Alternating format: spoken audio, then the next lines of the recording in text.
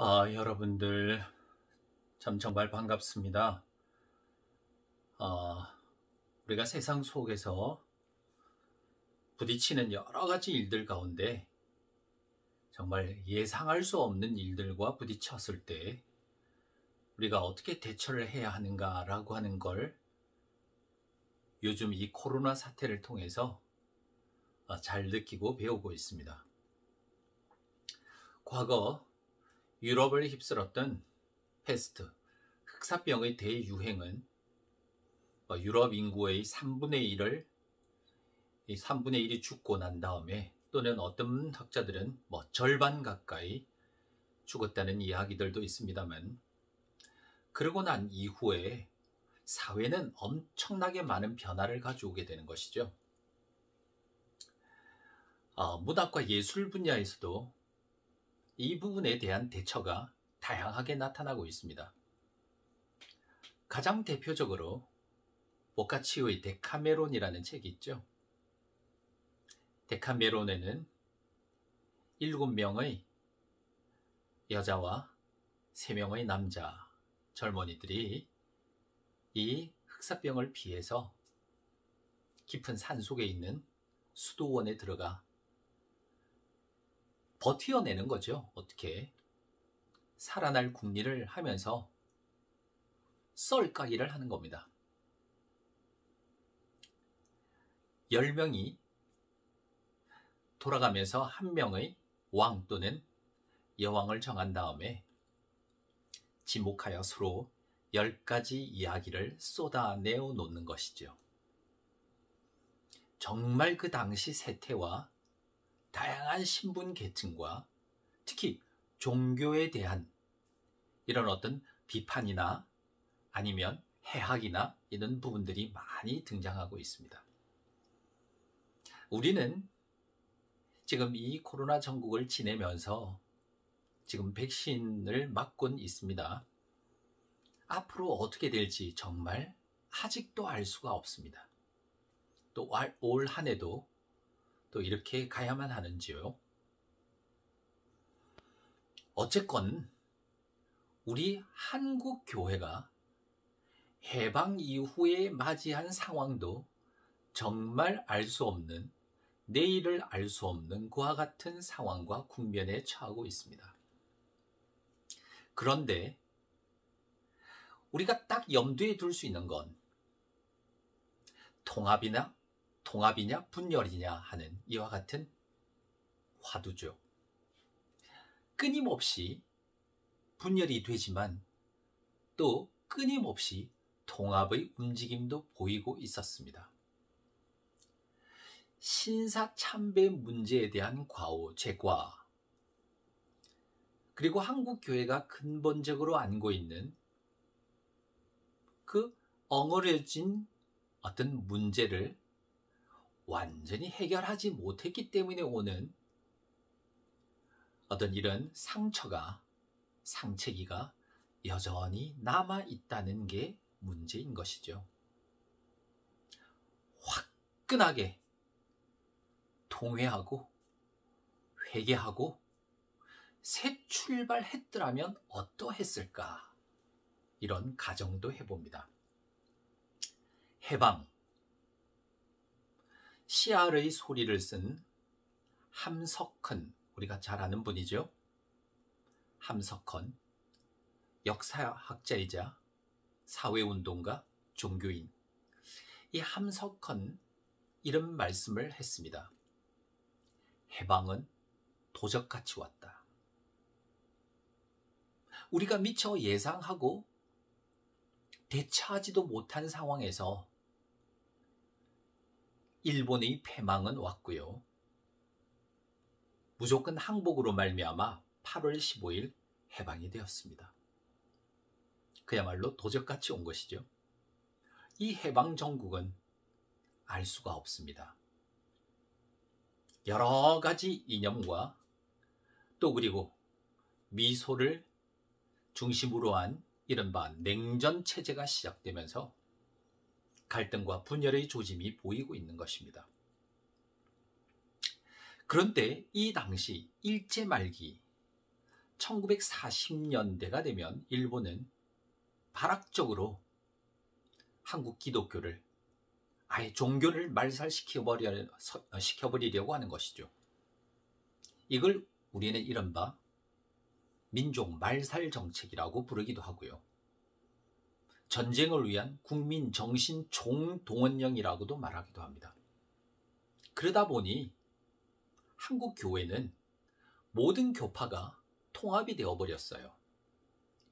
일본 기독교, 조선 교단이라는 이름으로 예하에 들어가게 되어버린 것입니다. 근데 교회 재건, 교단 재건에 앞서 해방 직후에는 그러니까 일본 기독교, 조선 교단만 남아 있었겠죠?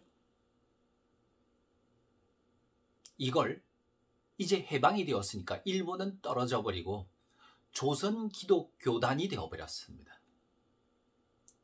그런데 이 조선 기독교 교단 남부대회라는 게 시작됐습니다. 왜 남부대회냐? 분단 상황이니까요. 38선으로 분단이 되었기 때문에 북쪽에 있는 교회, 교단 대표들이 올 수가 없습니다. 그리하여 총회라는 이름은 쓰지를 못하고 남부대회라고 했던 것이죠. 자, 어쨌든 이 남부대회는 1945년 일본의 강압적인 종교 통합 정책에서부터 비롯됐지만 이제 어쨌든 해방 정국이 되었으니 새로운 방향을 모색하겠다라고 하는 움직임이 시작됐습니다.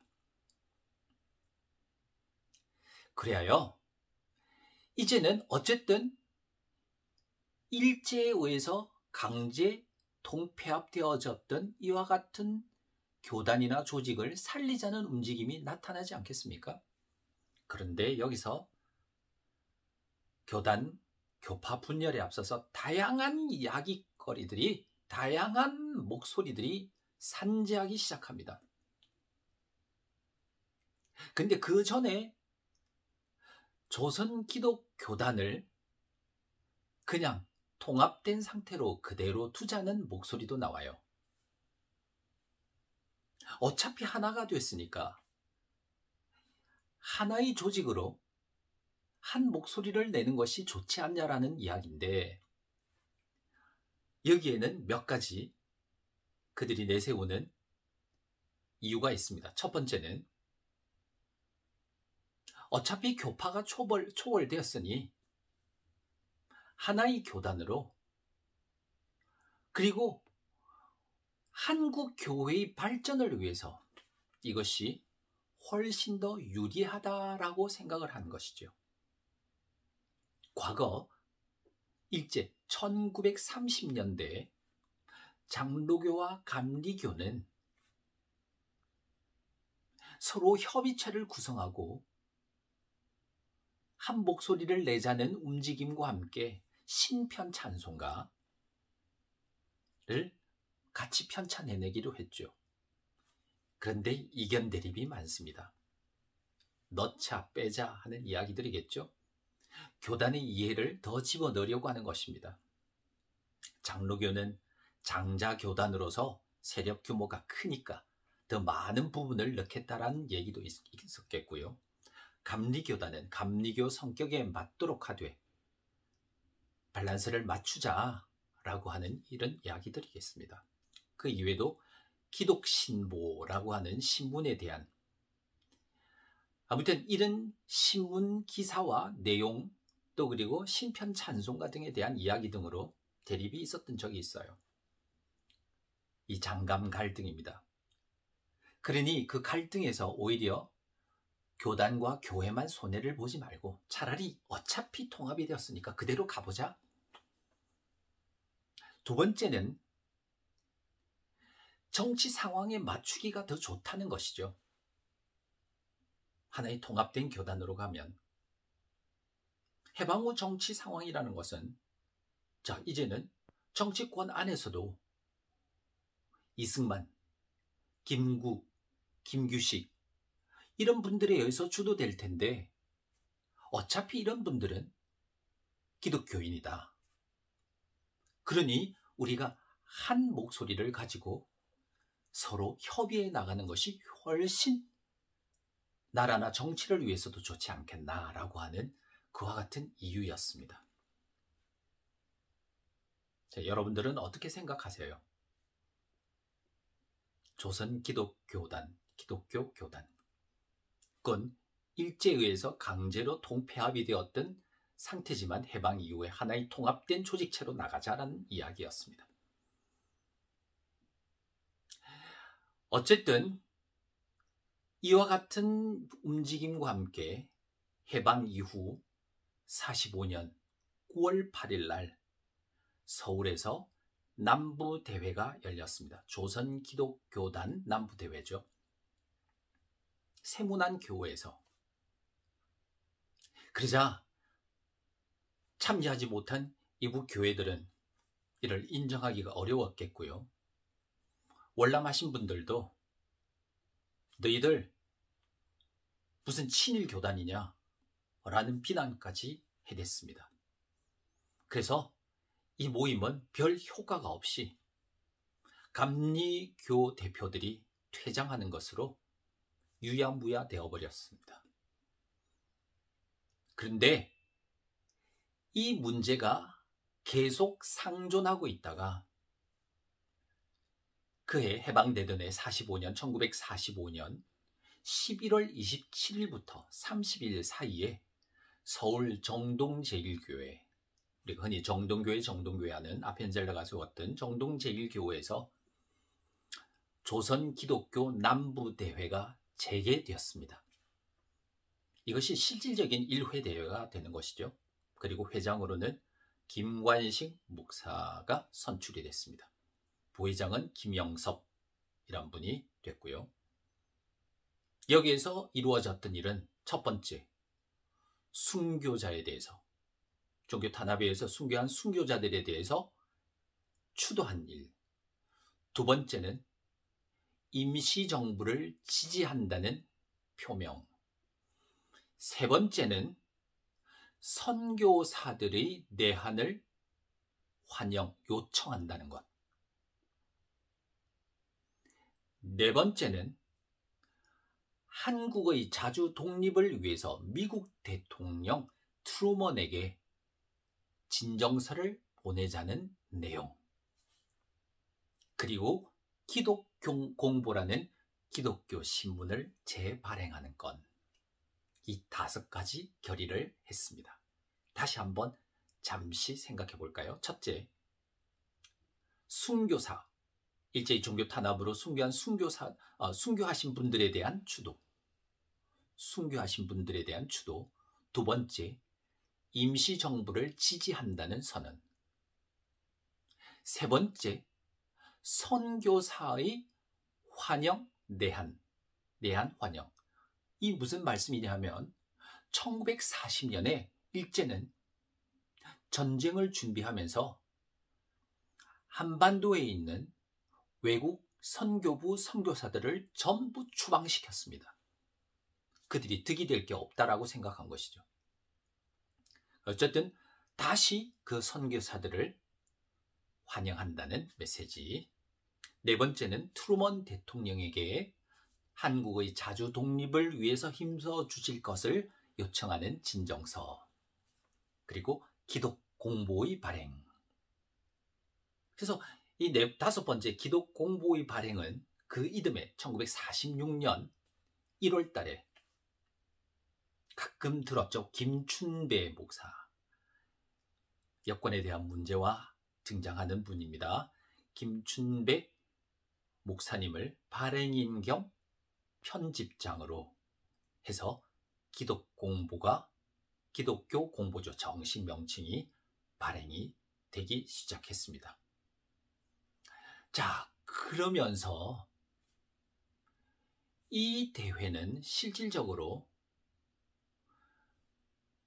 이 대회라고 하는 것은 1945년 11월 27일부터 30일 사이에 있었던 실질적인 남부대회를 말씀드립니다. 9월 달에 있었던 건 유야무야 끝나버렸고요. 이 대회에서는 각 교단은, 각 교파는 각자의 성격대로 독립하자, 따로 나가자는 이야기가 많이 이제 나오게 되는 것이에요.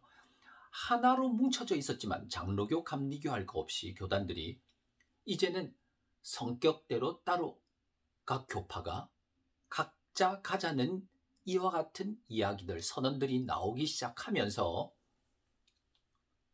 새로운 방향을 모색하기 시작합니다.